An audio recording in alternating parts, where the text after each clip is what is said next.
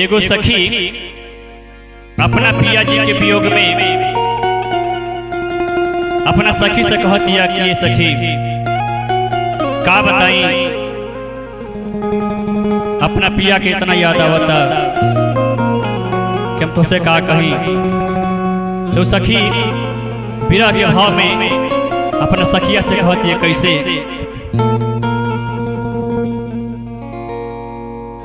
सखी हो हमके बलमुआ भूला गईले,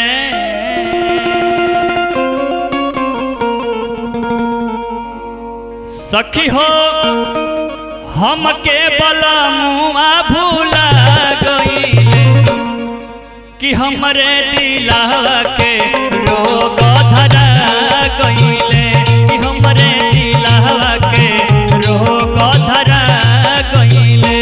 सखी हो हमके बलमुआ भूला गईले, सखी हो हमके बलमुआ भूला गईले कि हमरे दिलवा के रोग धरा गईले, कि हमरे दिलवा के रोग धरा गईले।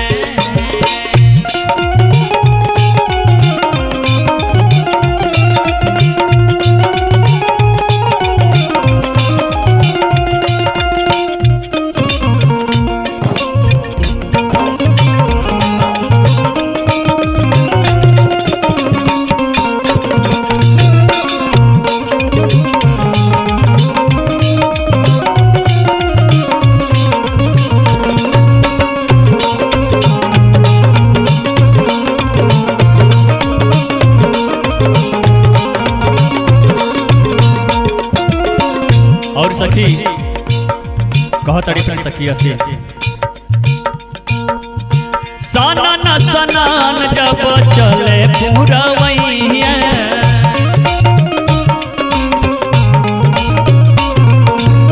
तब तब याद आवे बलमा निरदैया।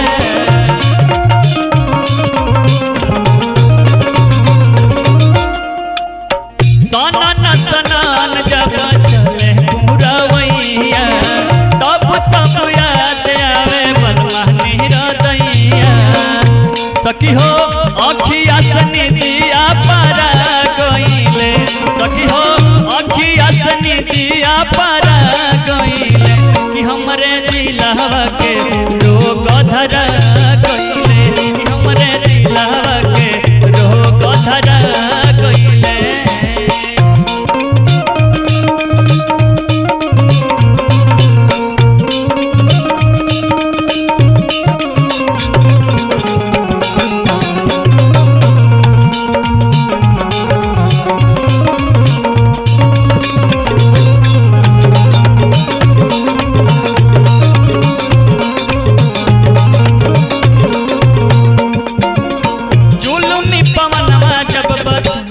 सिकड़िया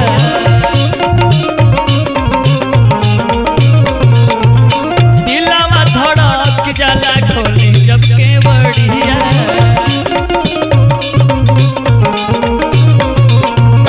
जुलुमी पवनवा जब बजावेला सिकड़िया, दिलवा धड़क जाला खोली जब केवड़िया।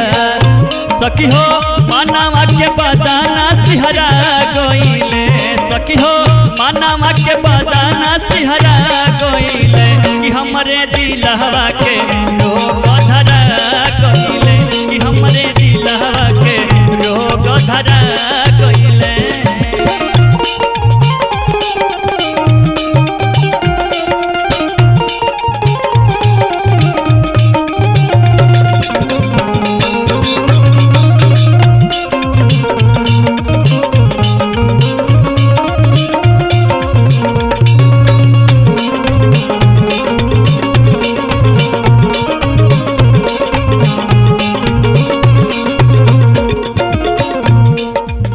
और उस सखी कहतिया कि सखी अपना पिया जी के इतना याद आवता कि तो उससे अपन दिल का दर्द का कही।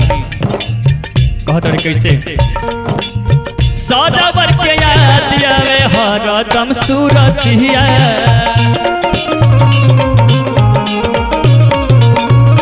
पिया पिया रटत बानी दिन औरी रतिया